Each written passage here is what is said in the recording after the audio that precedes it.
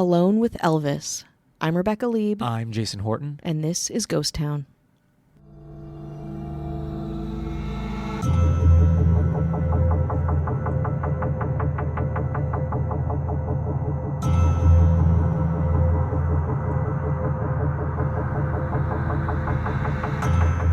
The Elvis Home Alone conspiracy is one of the many strange and persistent theories that surround the life and death of Elvis Presley.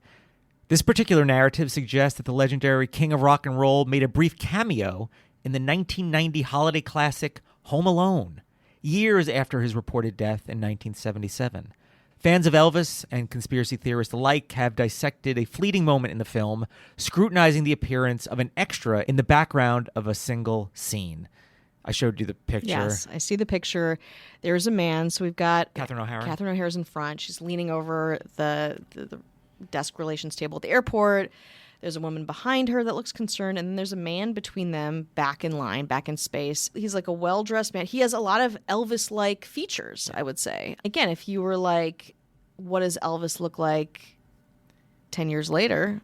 More than that. 13 years later. Yeah. I would... Could be him. Again, this guy could be an Elvis impersonator very easily, I would say. So it's interesting that he is here now in this photo.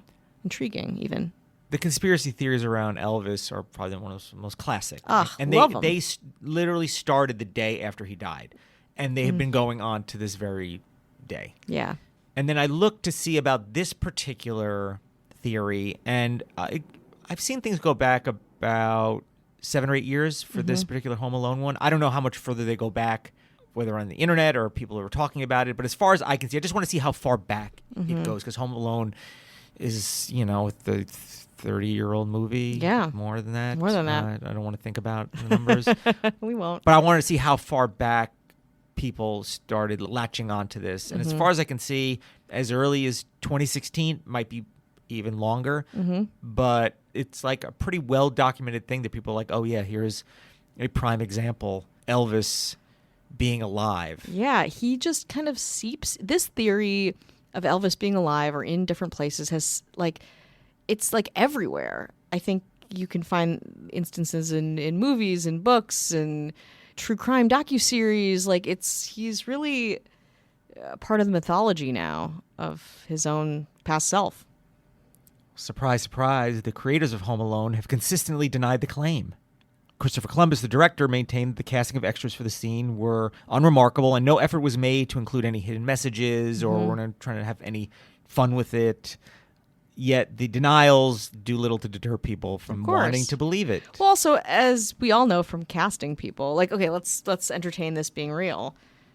Elvis was alive. He can just come into a casting office with a different name and be cast as this normcore businessman in this scene. And then, and just be kind of placed, relatively, he's prominently there. He's a presence.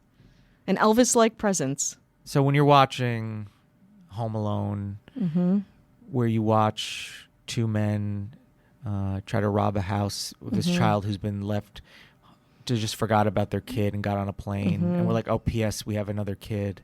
And then the kid is home, and then he tries to murder the people that are coming in into a brutal fashion. In a brutal fashion.